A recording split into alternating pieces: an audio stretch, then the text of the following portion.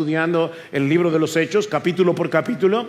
Este libro es una historia teológica acerca del avance del Evangelio desde Jerusalén hasta Roma, en medio de mucha oposición, en medio de mucho sufrimiento.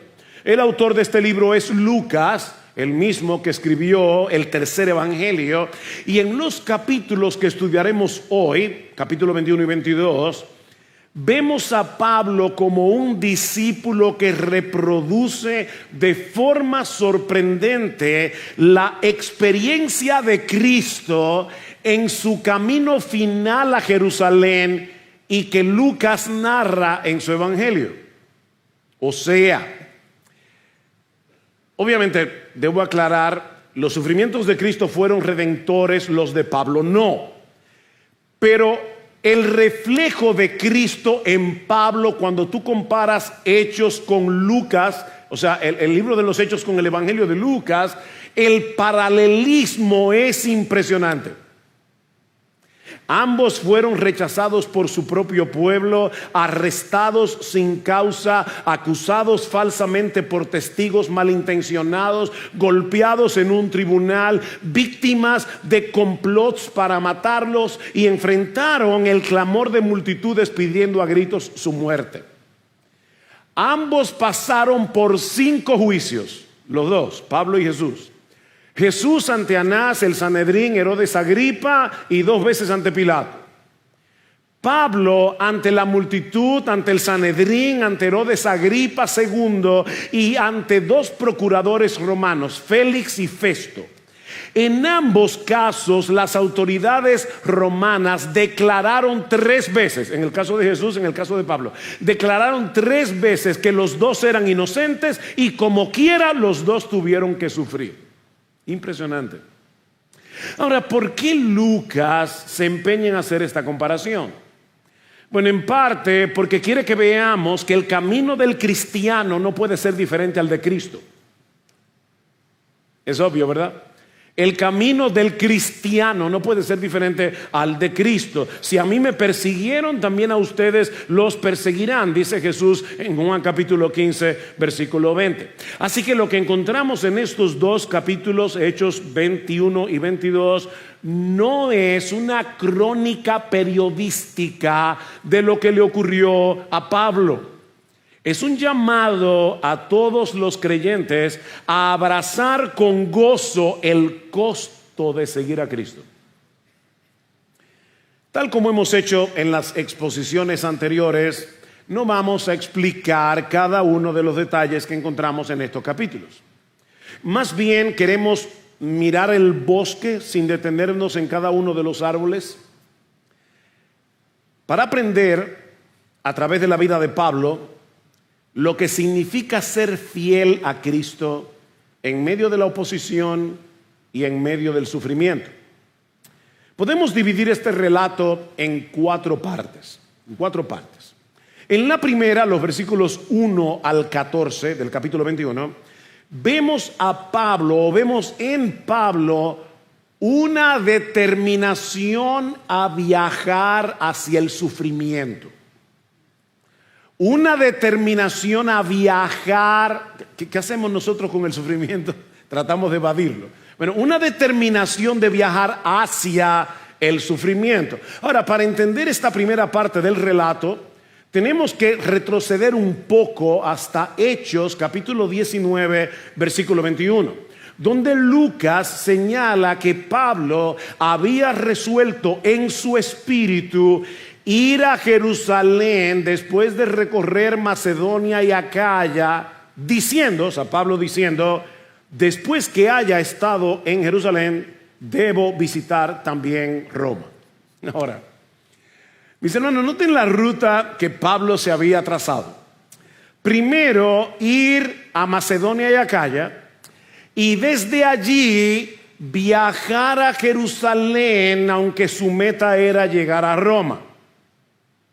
El problema con este plan de viaje es que desde Macedonia, Jerusalén no queda en la ruta hacia Roma, sino en la dirección opuesta. Es como una persona que dice desde aquí, desde la capital, yo tengo que ir a Samaná pasando por Dajabón o pasando por Montecristi. Yo quise que ustedes puedan visualizar esto a través de un mapa. Si ustedes pueden ver, en el medio, ¿verdad?, está Macedonia. Al lado izquierdo de ustedes está Roma. Y Jerusalén está debajo, en el lado completamente opuesto. Ahora, todavía mirando este mapa, ustedes pueden tener una idea de lo que significó para Pablo este desvío. O sea, aquí no estamos hablando simplemente de añadirles unas cuantas horas al viaje. Mis hermanos, desde Macedonia hasta Jerusalén hay 1,200 kilómetros, y de Jerusalén a Roma hay 2,300 kilómetros. La pregunta es, ¿por qué hacer un viaje tan largo? ¿Por qué este empeño de llegar primero a Jerusalén a pesar de lo poco práctico de la ruta? Bueno, humanamente hablando, hubiera sido mucho más lógico seguir directo hacia Roma, ¿verdad?, desde Macedonia. Pero el domingo pasado vimos que el Espíritu mismo, el Espíritu Santo, había impulsado a Pablo para ir a Jerusalén. Vayan a Hechos 20 otra vez. Hechos 20, versículo 22. Y ahora he aquí que yo atado en espíritu, o sea, compelido por el Espíritu. Aunque en nuestra Biblia espíritu está en E mayúscula, yo tengo la convicción de que se está refiriendo al Espíritu Santo, por lo que sigue diciendo después. Y ahora he aquí yo atado en espíritu, o compelido por el Espíritu, voy a Jerusalén sin saber lo que allá me sucederá, salvo que el Espíritu Santo solemnemente me da testimonio en cada ciudad, diciendo que me esperan cadenas y aflicciones. O sea, el Espíritu Santo le había mostrado a Pablo dos cosas. Primero, que él debía ir a Jerusalén. Pero en segundo lugar, que le esperaban la cárcel y el sufrimiento. Y aún así, Pablo estaba decidido a ir. Por eso le he titulado esta parte un viaje hacia el sufrimiento. Y no porque Pablo fuera masoquista, no porque Pablo disfrutara el peligro, sino porque Pablo tenía sus prioridades en orden. Mis hermanos, para Pablo, obedecer al Señor, obedecer la voluntad de Dios, valía 1,000 veces más que preservar su comodidad o su seguridad personal.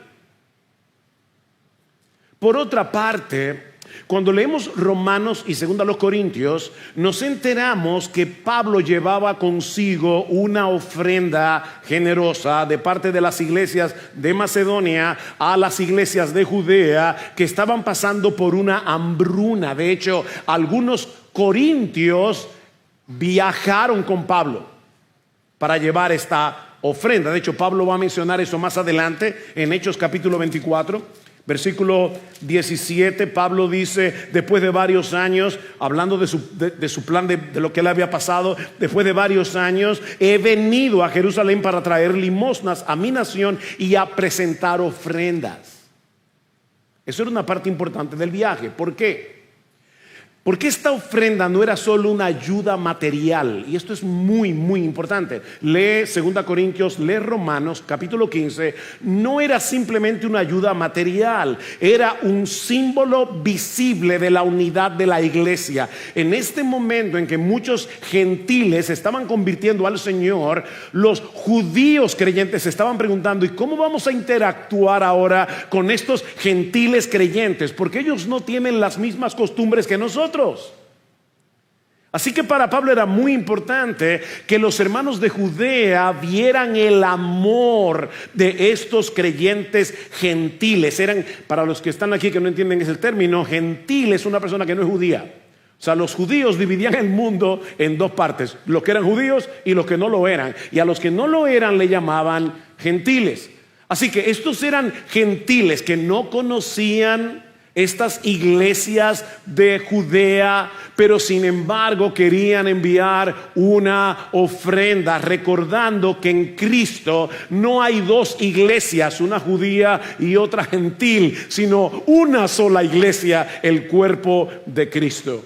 Ahora, lo que me llama la atención, hermanos, Y lo que quiero enfatizar aquí es que Pablo estaba dispuesto a recorrer más de 1,000 kilómetros en dirección opuesta, en dirección contraria a su meta final, para llevar personalmente esta ofrenda y seguir promoviendo la unidad de los creyentes en Cristo.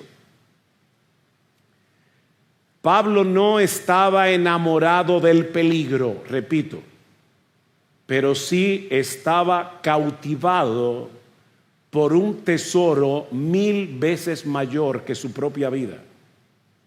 Ese es el punto. Cristo. Ese era el tesoro de Pablo. Mis hermanos, debo confesar que estar estudiando este pasaje durante la semana fue muy duro para mí. Porque varias veces tuve que preguntarme qué hubiera hecho yo en caso de Pablo, de ponerme en el lugar de Pablo. Ya me han dicho claramente, te espera la cárcel, te espera sufrimiento. Yo creo que probablemente le hubiera orado al Señor, y no estoy bromeando. Señor, no hay otra forma de hacer esto. ¿Cuánto estamos dispuestos a incomodarnos por el bien de otros y por la unidad de la iglesia? Es una pregunta, hermanos. Mira, la vida cristiana no se trata de buscar el camino más corto. No se trata de buscar el camino más fácil. La vida cristiana consiste en tomar la ruta que más glorifique a Cristo, aunque te cueste tiempo, recursos e incomodidad. Lucas narra en el capítulo 21, no hemos entrado todavía en el capítulo 21, increíble, pero Lucas narra la travesía en los primeros versículos. Pablo, su grupo se embarcan desde Mileto. Recuerdan la semana pasada que él llamó desde Mileto a los ancianos de Éfeso. Bueno, ahora Pablo se embarca desde Mileto, va pasando por varias ciudades y no tengo el tiempo para meternos en esto, pero se mencionan allí ciudades muy importantes. Pero como Hechos es una historia teológica, Lucas no se mete a dar todos esos detalles que a nosotros nos hubieran interesado. Por ejemplo, habla de Rodas. ¿Qué había en Rodas? El famoso Coloso, que era una de las 7 maravillas del mundo antiguo. Pero Lucas ni lo menciona. Simplemente nos dice, salieron de Mileto, llegaron a Tiro, a la ciudad de Tiro, donde se le advierte una vez más a Pablo que va a sufrir en Jerusalén. Versículo 4, después de hallar a los discípulos, nos quedamos allí 7 días, y ellos le decían a Pablo por el Espíritu que no fuera a Jerusalén. No es que el Espíritu les dijo a ellos una profecía que Pablo no debía ir. Es que ellos le estaban diciendo, vas a sufrir en Jerusalén. Y ellos le decían a Pablo, óyeme, no queremos que vayas a Jerusalén. Versículo 5, y pasados aquellos días partimos y emprendimos nuestro viaje, mientras que todos ellos con sus mujeres e hijos, qué escena, hermanos, nos acompañaron hasta las afueras de la ciudad. Después de arrodillarnos y orar en la playa, nos despedimos unos de otros. Lucas continúa relatando el viaje hasta que llegan a casa de Felipe en la ciudad de Cesarea. Versículo 8, al día siguiente partimos y llegamos a Cesarea, y entrando en la casa de Felipe, el evangelista, que era uno de los 7, o sea, de los primeros 7 diáconos que fueron elegidos en Hechos 6, nos quedamos con él. Este tenía 4 hijas doncellas que profetizaban. Mis hermanos, deténganse allí un momento, porque esta es una escena impresionante. Recuerden que Pablo había sido el responsable del apedreamiento de Esteban, y Esteban era amigo de Felipe, era de los 7 diáconos.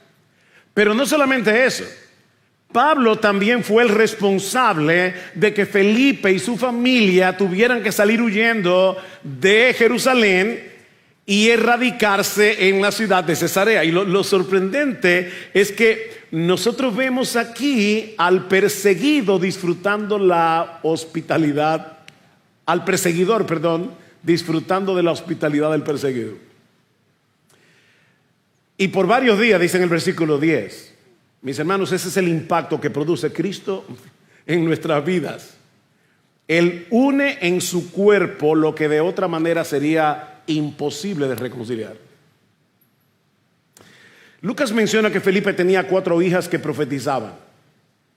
Por causa del tiempo no puedo detenerme a considerar este detalle a profundidad, pero debo decir que durante este periodo fundacional de la iglesia, es decir, cuando el Nuevo Testamento todavía no estaba completo, el Espíritu Santo repartía o concedía el don de profecía, tanto a hombres como mujeres por igual, cumpliendo así la promesa de Joel que Pedro cita en Hechos capítulo 2. ¿Recuerdan? Derramaré mi espíritu sobre toda carne y vuestros hijos y vuestras hijas profetizarán. Estos profetas tenían revelaciones de parte de Dios mismo en lo que se completaba el Nuevo Testamento. Eso no quiere decir que las hijas de Felipe eran pastoras. Nosotros sabemos por 1 Corintios 14:34 y por 1 Timoteo capítulo 2 versículo 11 al 14 que eso está prohibido por las Escrituras. El punto es que ellas tenían el don de profecía. Lo que no dice Lucas aquí es dónde y cómo ejercían ese don. Ahora, un buen ejemplo de cómo se ejercía el don de profecía en la iglesia primitiva lo tenemos precisamente en este pasaje, versículo 10.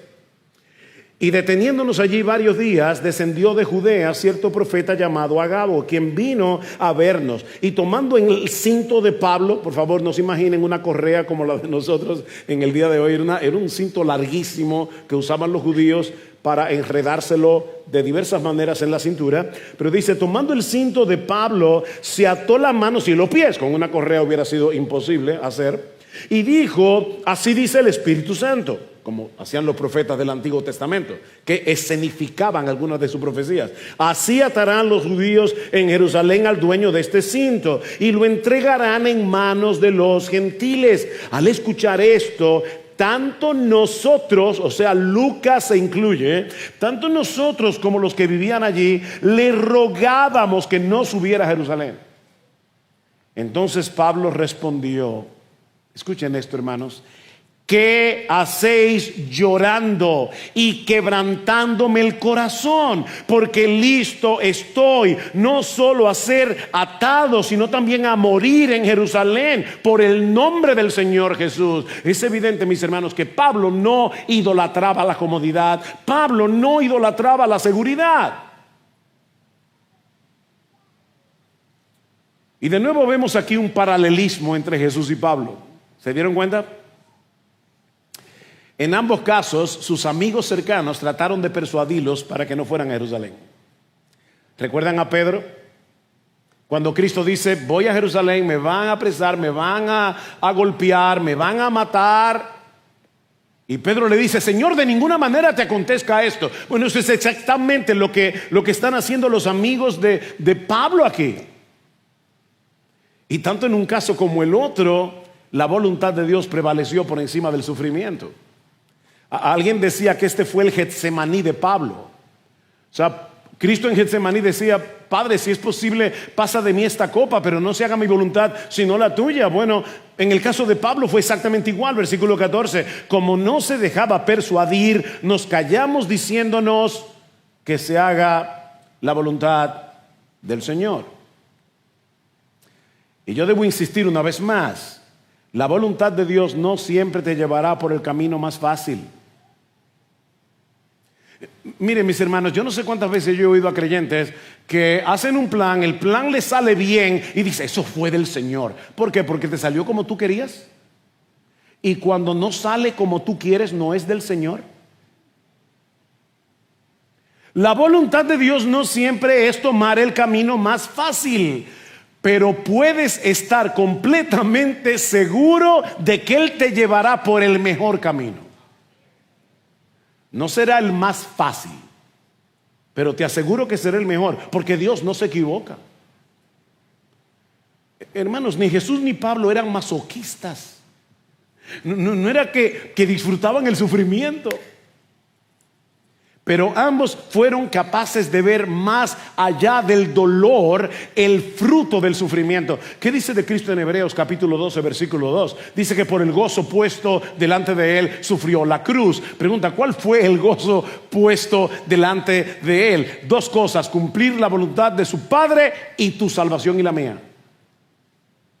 Por el gozo puesto delante de él sufrió la cruz. Cristo sabía que más allá de los clavos, más allá de la corona de espinas, él estaba contemplando en esa cruz tu salvación y la mía.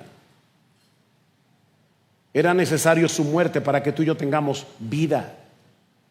En el caso de Pablo, él quería terminar la carrera y el ministerio que recibió del Señor. ¿Recuerdan en Hechos 20:24? Déjenme leérselo otra vez. Dice: pero en ninguna manera estimo mi vida como valiosa para mí mismo, a fin de poder terminar mi carrera y el ministerio que recibí del Señor Jesús, para dar testimonio solemnemente del evangelio de la gracia de Dios. Y una vez más, ¿qué hubieras hecho tú en lugar de Pablo? ¿Qué hubiera hecho yo? De verdad, yo me tuve que preguntar esta semana: ¿es la seguridad uno de mis ídolos? Porque si hay algo que nos enseña claramente este pasaje, es que el llamado de Cristo no es a una vida segura, es a una vida fiel. Bueno, es segura en sus manos, pero me refiero a que no es una vida sin contratiempos. Si la voluntad de Dios nos conduce hacia el sufrimiento por causa de Cristo, no es porque Dios quiere nuestro mal, sino porque en ese sufrimiento hay un propósito bueno y sabio que glorifica su nombre y produce en nosotros un cada vez más excelente y eterno peso de gloria, como dice Pablo en 2 Corintios 4:17. El segundo cuadro o escena de este relato, en los versículos 15 al 40, vemos en Pablo a un siervo fiel que sufre el rechazo de los suyos. Un siervo fiel que sufre el rechazo de los suyos. Pablo y sus acompañantes llegan por fin a Jerusalén, lo dice el versículo 17. Los hermanos los reciben con gozo, pero hay un problema. Versículo 19.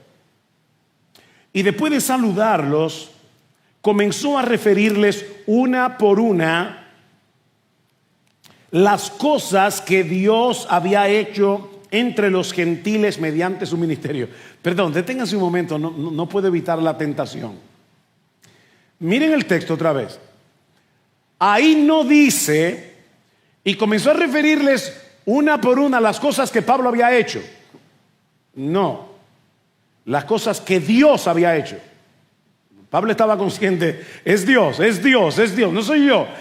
Las cosas que Dios había hecho entre los gentiles mediante su ministerio. Y cuando ellos lo oyeron, glorificaban a Dios y le dijeron: hermano, ya ves cuántos miles hay entre los judíos que han creído, y todos son celosos de la ley, y se les ha contado acerca de ti falsamente, que enseñas a todos los judíos entre los gentiles que se aparten de Moisés, diciéndoles que no circunciden a sus hijos ni observen las tradiciones. Entonces, ¿qué es lo que se debe hacer? Porque sin duda la multitud se reunirá, pues oirán que has venido.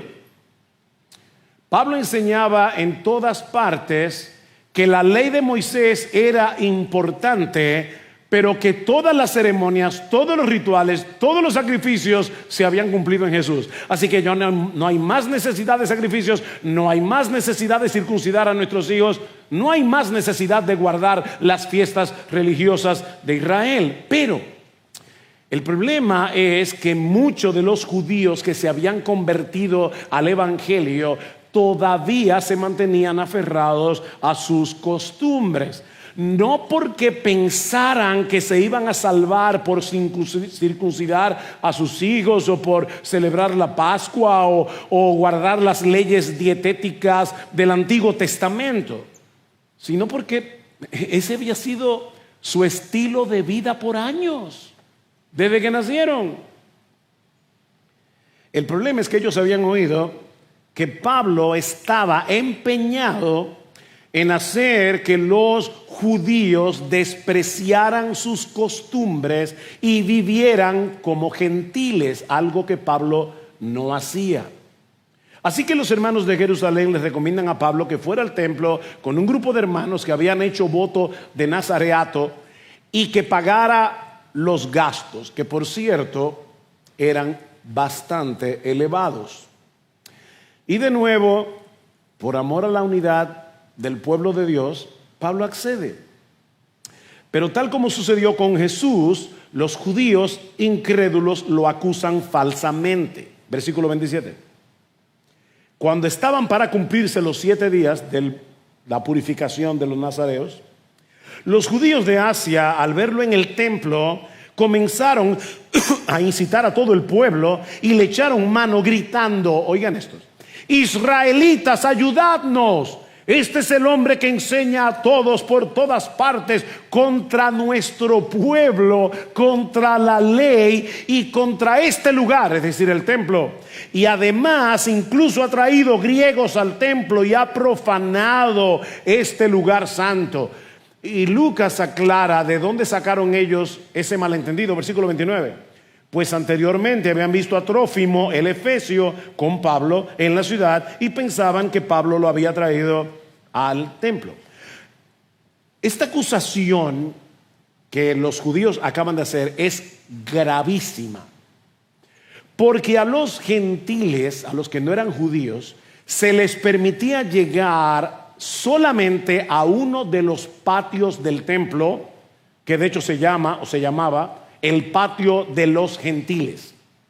Después de ese patio había un muro de 14 metros con inscripciones en latín y en griego diciendo que si un gentil traspasaba ese límite, la pena era muerte, la pena capital. O sea, ¿se dan cuenta de lo que está pasando aquí?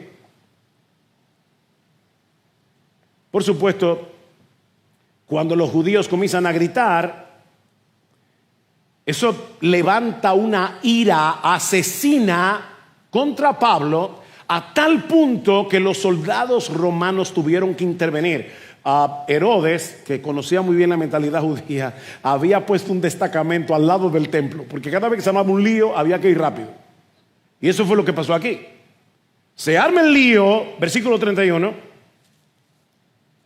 Mientras procuraban matarlo, llegó aviso al comandante de la compañía romana que toda Jerusalén estaba en confusión. Inmediatamente tomó consigo algunos soldados y centuriones y corrió hacia ellos. Y cuando vieron al comandante y a los soldados, dejaron de golpear a Pablo.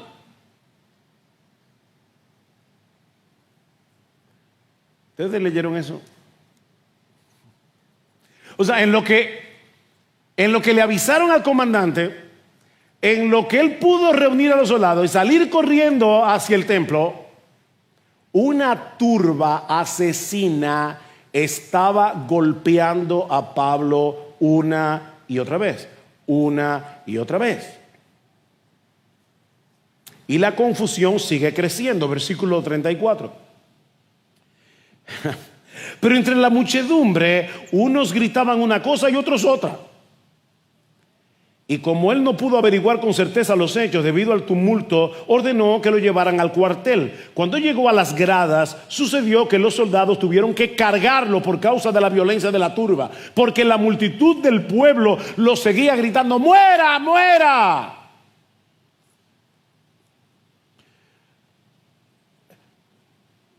Yo nunca he pasado por una situación como esa.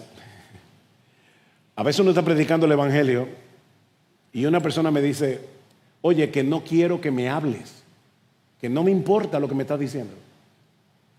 Y eso duele, pero no pasa de ahí. Yo tengo 48 años siendo creyente, 43 siendo pastor, y en todo ese tiempo nunca nadie me ha querido matar. Y yo te aseguro que a ti tampoco. En el caso de Pablo, alguien decía que cuando Pablo llegaba a una ciudad nunca preguntaba cómo eran los hostales y los hoteles hoy, él preguntaba, ¿y cómo son las cárceles aquí? Porque casi estaba seguro que se iba a terminar en una. Ahora, vuelvo otra vez y quiero que miren la similitud entre Pablo y Jesús. ¿Qué dice Juan 1:11 acerca de Jesús? A lo suyo vino, a lo suyo, o sea, no a los suyos, a lo suyo vino. O sea, vino a lo que le pertenecía, vino a su herencia legítima. Pero ¿qué pasó? Que los suyos, o sea, los que estaban dentro de esa heredad que le pertenecía a Jesús, como el Hijo de Dios, como el Mesías, los judíos no le recibieron, lo rechazaron. De manera que lo que vemos en la vida de Pablo no es más que una sombra del mismo rechazo que sufrió Jesús. Y aunque esa reacción de otros hacia nosotros siempre duele, ¿saben qué? No debería sorprendernos. No debería sorprendernos. Yo recuerdo, yo tenía un amigo en la adolescencia que yo consideraba uno de mis mejores amigos. Yo me mudé a mi casa paterna donde nació esta iglesia precisamente cuando yo tenía 10 años, y él fue mi amigo hasta que yo cumplí 17, cuando me convertí al Señor. Y nosotros salíamos todos los días del año. O sea, yo no recuerdo un día que yo no saliera con mi amigo. Debe haberlo oído, pero no me acuerdo. Cuando yo me convertí, le pedí que fuera a casa, comencé a predicarle el evangelio y él me paró en seco y me dijo, óyeme bien, a ti te lavaron el cerebro, yo no voy a permitir que tú me laves el cerebro a mí. Se paró, se fue, y hasta el día de hoy yo nunca jamás he vuelto a ver a esa persona. Mira, por más que nosotros amemos a otros, por más que tratemos de hacerles bien, eso no va a evitar que seas malinterpretado. Eso no va a evitar que seas rechazado. Aún por las personas más cercanas a ti, no lo va a evitar. ¿Qué dice Pedro en su primera carta? Amados, no os sorprendáis del fuego de prueba que os ha sobrevenido como si alguna cosa extraña os aconteciese. Gozaos por cuanto sois participantes de los padecimientos de Cristo, para que también en la revelación de su gloria os gocéis con gran alegría. Hermanos, si el perfecto Hijo de Dios, el perfecto Hijo de Dios fue rechazado, ¿por qué pensar que siempre seremos recibidos con los brazos abiertos? No buscamos el rechazo. No, yo no quiero que me rechacen. No buscamos el rechazo. Pero si llega por causa de nuestra fidelidad a Cristo, primero debemos verlo como una señal de que estamos siguiendo sus pisadas. O sea, Pedro está diciendo, óyeme, vas por buen camino y por eso puedes estar seguro de que vas a llegar a la gloria. Estás siguiendo sus pisadas. Pero por otro lado, mis hermanos, cuando viene el rechazo, cuando viene el dolor, debemos abrazarlo como una oportunidad para mostrarle a nuestros familiares, para mostrarle a nuestros amigos que Jesucristo sigue siendo nuestro mayor tesoro. No nuestros hijos, no nuestros padres, no nuestros amigos. Y eso fue precisamente lo que hizo Pablo. Multitudes pidiendo a gritos que lo maten. ¿Y saben qué hace Pablo? Le dice al comandante, ¿tú me das permiso para hablar? Dice, ¿tú sabes griego? Dice, sí. Pablo era un hombre sumamente culto. Hablaba varios idiomas. Así que el comandante le da el permiso. Lo que nos lleva a la tercera parte de esta escena. Ya hemos visto un viaje hacia el sufrimiento, hemos visto en Pablo el rechazo de los suyos, igual que Jesús. En tercer lugar, vemos en Pablo un testimonio centrado en la gracia de Cristo. Un testimonio centrado en la gracia de Cristo. A Pablo se le permite hablar Pero en vez de hablar de sus derechos, que los tenía porque era ciudadano romano, ni de lo injusto de su arresto, ¿qué hace Pablo? Hablar de Cristo. Hablar de Cristo. Hechos 22.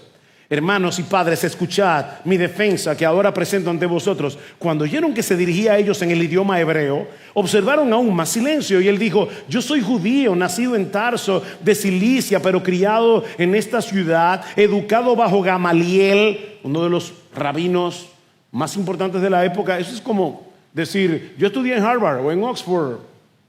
En estricta conformidad a la ley de nuestros padres, siendo tan celoso de Dios como todos vosotros lo sois hoy, y perseguí este camino hasta la muerte, encadenando y echando en cárceles tanto a hombres como mujeres. Versículo 6. Pero aconteció que cuando iba de camino, estando ya cerca de Damasco, como al mediodía, de repente una luz muy brillante fulguró desde el cielo a mi derredor, y caí al suelo. Y oí una voz que me decía: Saulo, Saulo, ¿por qué me persigues? Y respondí: ¿quién eres, Señor? Y él me dijo: yo soy Jesús, el Nazareno, a quien tú persigues. Pablo entiende que lo que está en juego en ese momento no es su reputación, no es su libertad, es el evangelio. Una de las razones por la que él quería llegar a Jerusalén, una tercera razón aparte de la que ya mencioné, es porque él quería predicar el evangelio en Jerusalén una vez más. Así que en vez de tratar de probar su inocencia, lo que hace Pablo aquí, fíjense que él no dijo: yo no metí a nadie en el templo, o sea, él no se defendió. Lo que hace Pablo aquí es relatar cómo la gracia de Dios lo alcanzó en el punto más bajo de su vida, cómo Jesús interrumpió su camino de odio y lo transformó en predicador de la fe que antes perseguía. Es como si Pablo les estuviera diciendo a estos judíos: ¿saben qué? Yo los entiendo. Yo los entiendo, yo estuve ahí. Yo también pensaba que Jesús era un impostor y con toda seguridad creía que estaba agradando a Dios al perseguir a los creyentes, hasta que Cristo me salió al encuentro camino a Damasco y me mostró su gloria. Y en ese momento entendí que había estado terriblemente equivocado y que al pelear contra los cristianos yo estaba peleando contra Dios mismo. Lo que me sorprende de este pasaje es que Pablo siguió hablando hasta el versículo 21 y los judíos estaban escuchando atentamente y sin reaccionar. Y yo creo que probablemente ellos no habían captado la implicación de lo que Pablo acaba de decir en los versículos 6 al 8. ¿Cuál es la implicación?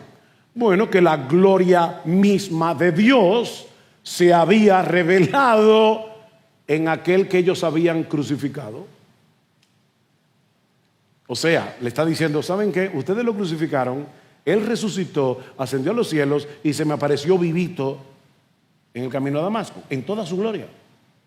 Pero ellos todavía no entienden el asunto. Jesús es el Dios de Israel, es lo que Pablo les está diciendo. A quien ustedes creen servir, a quien ustedes creen adorar.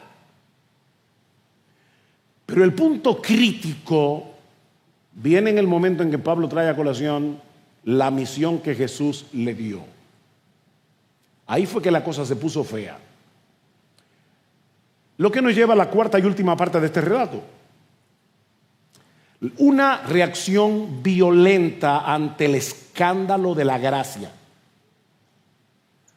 Una reacción violenta ante el escándalo de la gracia. Versículo 17. Pablo sigue narrando su historia.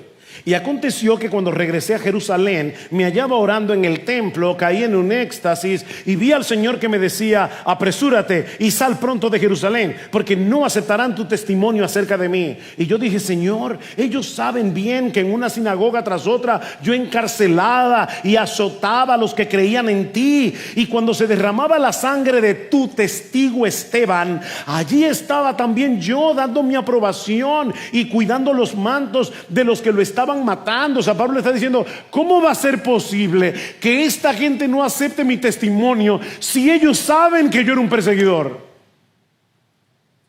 Versículo 21, pero él, Jesús, me dijo, ve, porque te voy a enviar lejos a los gentiles. Y ahí sí entendieron la implicación. Si Jesús era el portador de la gloria divina, el Mesías de Israel, y ahora estaba enviando a Pablo a predicarle el evangelio a los gentiles, eso quiere decir que el Dios de Israel estaba abriendo las puertas del reino a todo el mundo en igualdad de condiciones. Para un judío del primer siglo, la idea de que los gentiles, o sea, recuerda, todos los que no son judíos, tuvieran el mismo acceso al reino de Dios que ellos tenían, eso era escandaloso. Era escandaloso. Ellos habían crecido escuchando que Israel era el pueblo escogido, separado de las demás naciones, y que las promesas de Dios solo les pertenecían a ellos por herencia. Los gentiles estaban afuera, eran inmundos, no tenían acceso a las bendiciones del pacto. De hecho, cuando un judío desortodoxo bien fuerte pasaba delante de un gentil, escupía en el piso. ¿Saben cómo le llamaban los judíos a los gentiles? Le llamaban perros. Y ahora esos perros van a tener el mismo acceso que yo, descendiente de Abraham, a las bendiciones del pacto.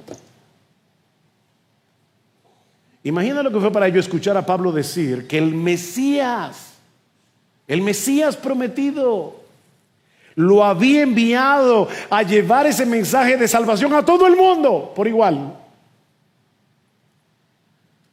Y no para que se convirtieran en judíos. Importante eso. Recuerden el concilio de Jerusalén.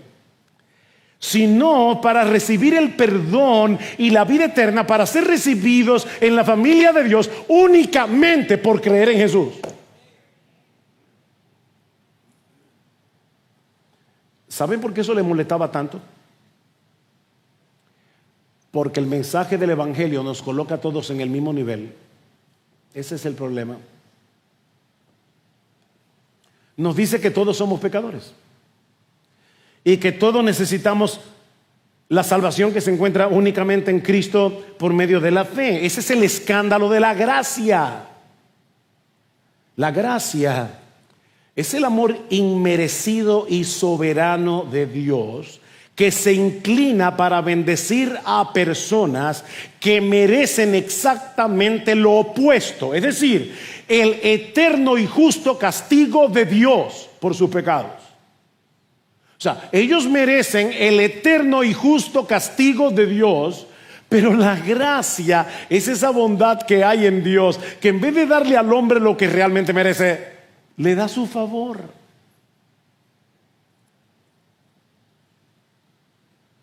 Mira, la gracia, mi amigo, no negocia con nuestros méritos, los destruye. La moneda de las buenas obras no circula en el cielo. Eso es como dinero de monopolio en el cielo.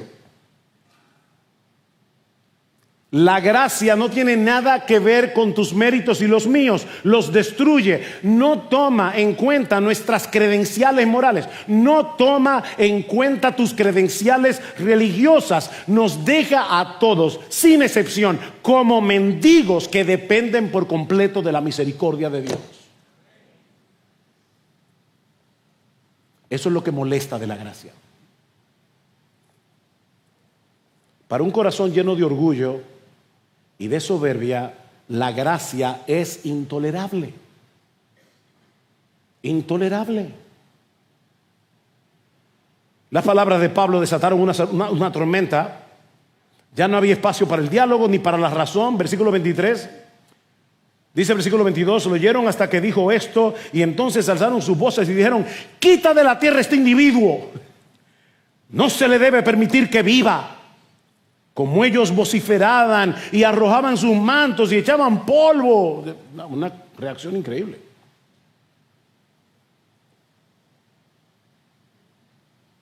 El escándalo de la gracia había expuesto lo que había en lo más profundo de sus corazones, con toda su religiosidad. Un rechazo absoluto a la salvación provista por Dios, solo por gracia, solo por Cristo, solo por medio de la fe. En ese momento el tribuno romano decide intervenir para averiguar la verdad, torturando a Pablo. ¿Qué método, verdad? Pero Dios libró a Pablo a través de su ciudadanía romana. Versículo 25. Pero en cuanto a los gentiles, versículo 25, capítulo 22. Cuando lo estiraron con correas, Pablo dijo al centurión que estaba allí: ¿os es lícito azotar a un ciudadano romano sin haberle hecho juicio? Al oír esto, el centurión fue al comandante y le avisó diciendo: ¿qué vas a hacer? Porque este hombre es romano. Vino el comandante a Pablo y le dijo: dime, ¿eres romano? Y él dijo: sí. Y el comandante respondió: yo adquirí esta ciudadanía por una gran cantidad de dinero. Y Pablo dijo: pero yo lo soy de nacimiento.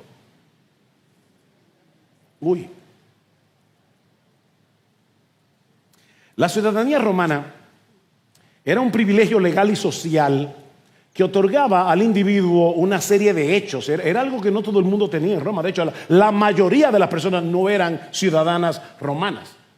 Eso implicaba protección contra ciertos castigos. Por ejemplo, un ciudadano romano no podía ser crucificado, por ejemplo. El derecho a un juicio justo, y en algunos casos podían ver al emperador. Vamos a ver más adelante que Pablo apeló al César. Así que cuando Pablo menciona su ciudadanía, el centurión y el tribuno tuvieron temor, porque se dan cuenta que han estado a punto de violar la ley.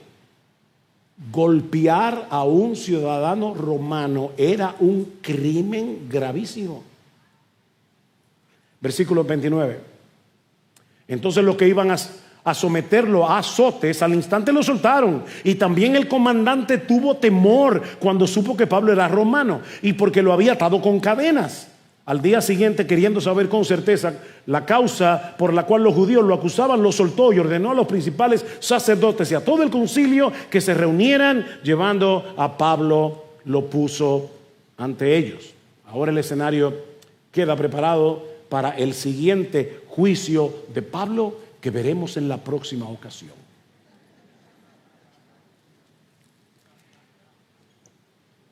Hermanos, ¿qué aprendemos de este pasaje?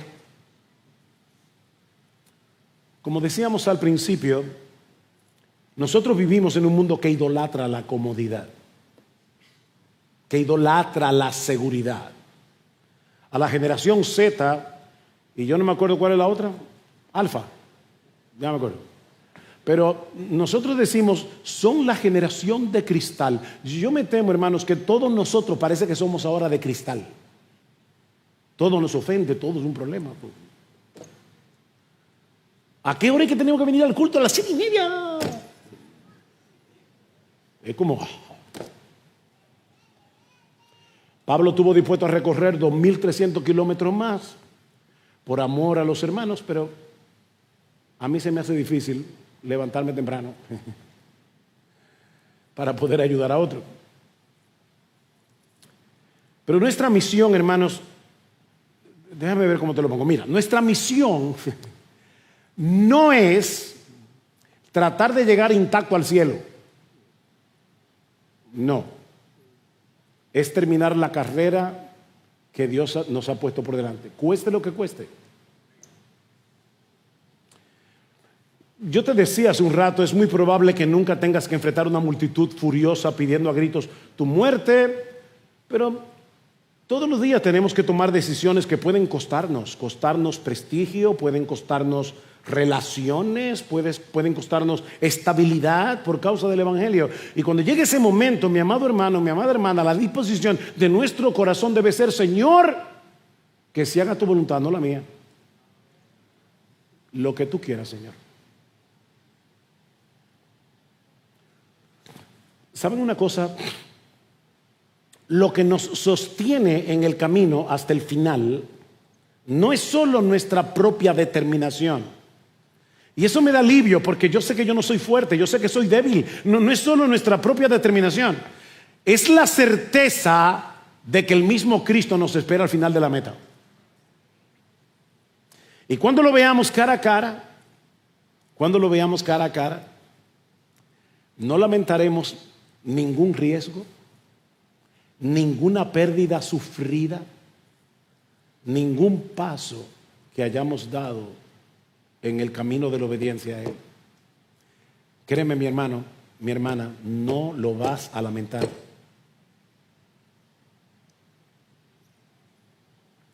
Y si tú estás aquí sin Cristo, este pasaje te pone frente a una disyuntiva. El mismo mensaje que indignó a los judíos del primer siglo es el mismo que nosotros anunciamos hoy. Que todo el mundo, religiosos o no, moralistas o inmorales, estamos en el mismo nivel delante de Dios. Somos pecadores, sin mérito alguno para salvarnos, y solo podemos ser aceptados delante de Dios confiando plenamente en lo que Cristo hizo en la cruz al morir por pecadores. El mismo mensaje. Mira, mi amigo, tú puedes continuar aferrado a tu orgullo, rechazar la gracia, o puedes reconocer tu necesidad y clamarle a Cristo ahora mismo que tenga misericordia de ti. Él nos promete en su palabra que ninguno que venga a Él será echado fuera. Mi amigo, esa puerta de gracia sigue abierta para ti hoy. No la cierres con tu indiferencia o con tu resistencia. No la cierres. Ven a Cristo. Ven en arrepentimiento y fe y hallarás en Él un Salvador suficiente que es digno de ser seguido, cueste lo que cueste. Sí, seguir a Cristo puede implicar pruebas. Yo no te voy a adorar la píldora, mi amigo. Seguir a Cristo puede implicar pruebas, pérdidas, sufrimientos, pero nunca olvides que el precio de nuestra salvación no lo pagamos nosotros, ya lo pagó Él enterito en la cruz del Calvario.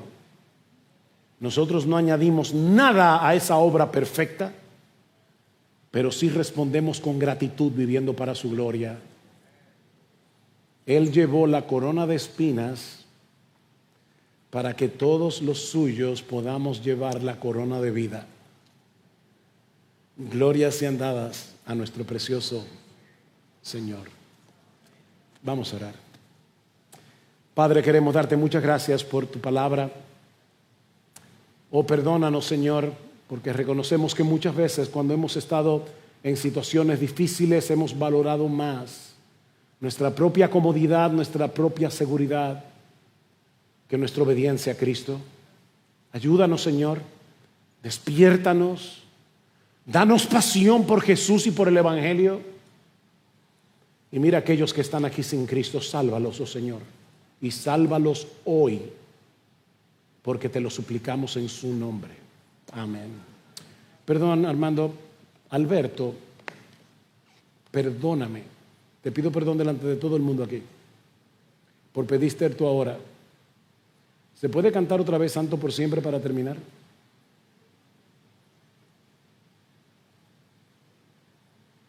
Digo, no solo te pido perdón a ti, a todos los del Ministerio de Alabanza. Gracias.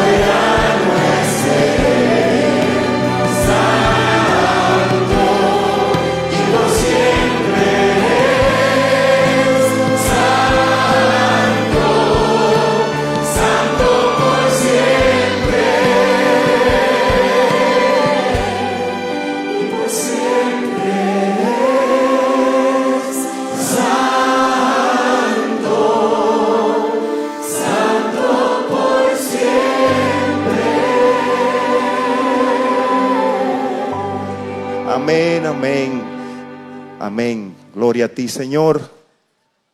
Vemos y nos recordamos esa imagen de Apocalipsis 4, como al Cordero adoraban los ancianos. Santo, santo, como arrojaban sus coronas delante de Él. Señor, permite que nosotros podamos no solamente vivir un cristianismo real, vivo, verdadero, sino que seamos adoradores en nuestros hogares, en nuestros trabajos, delante de poderosos, delante de pequeños, delante de ti, delante de los hermanos. Permítenos, Señor, ser hombres, mujeres, jóvenes, niños, valientes, íntegros y dispuestos a darte honra y gloria a ti siempre. Bendícenos, Señor, y que tu santidad, Señor, caiga como un rocío en la vida de cada uno de nosotros. En el nombre de Jesús. El miércoles, hermanos, y todos los que están aquí presentes, si quieren unirse a orar, que nuestro pueblo necesita clamar a Dios, necesitamos que el Señor ponga su oído en este pueblo tan necesitado. Venga, únase a nosotros, también vamos a estar alabando y adorando a nuestro Señor. Este miércoles a las 7:30.